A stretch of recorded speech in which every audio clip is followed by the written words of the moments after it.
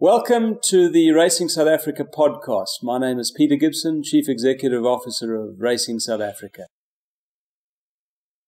Peter, a great initiative by Racing South Africa to launch on YouTube. Can I briefly explain why this forum and what does Racing South Africa plan to achieve by using YouTube? The Racing South Africa podcast will be a monthly broadcast. It's obviously utilizing modern technology to speak to our international community. And what better way of doing it than via the internet?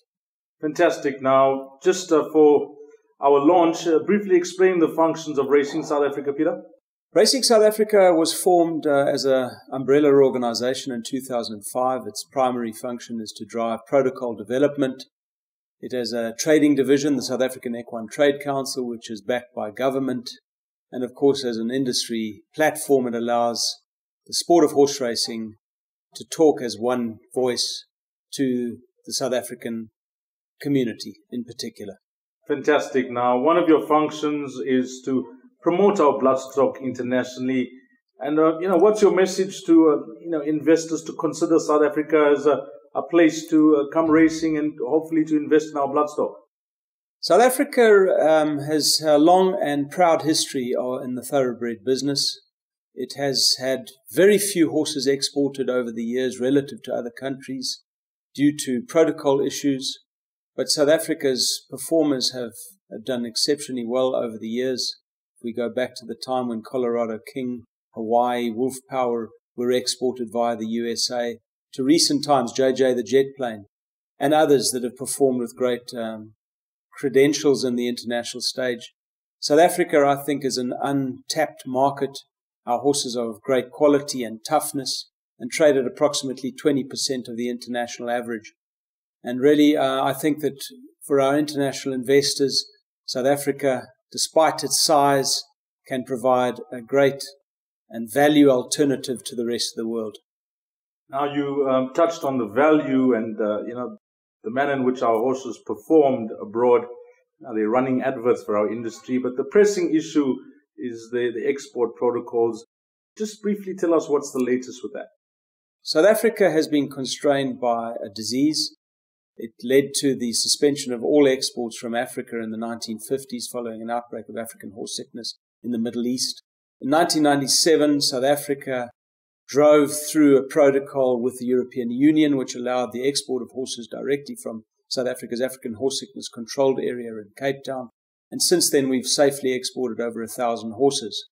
The regulations relative to the risk have been something that we've been tackling ever since. And as a consequence of last year's outbreak in the Western Cape, we were suspended for a period of 12 months. Now, that suspension comes up at the start of May of this year.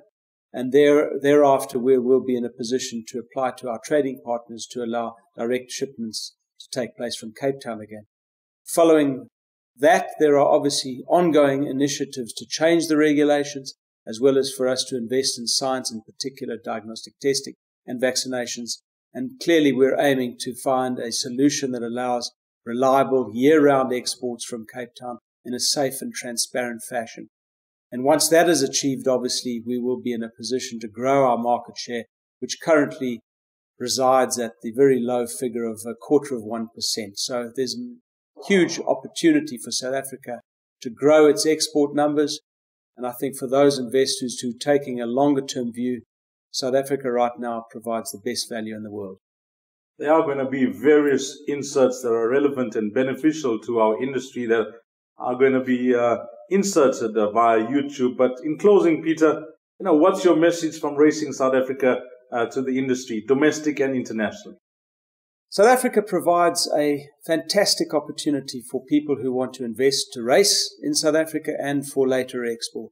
This platform will be used to introduce many different aspects of our industry, from the big race meetings, the big sales events, and will of course touch in more detail about issues such as the export scenario, competitions that we run, the Charity Turf Challenge, which is an annual event, and of course trying to educate people as to South Africa's pedigrees and various other opportunities that exist. So there's lots to look forward to, Peter. We thank you for your time and all the best to Racing South Africa via this forum. Thank you. And Deez, Dayanand, the marketing manager of Racing South Africa, will continue this initiative on a monthly basis.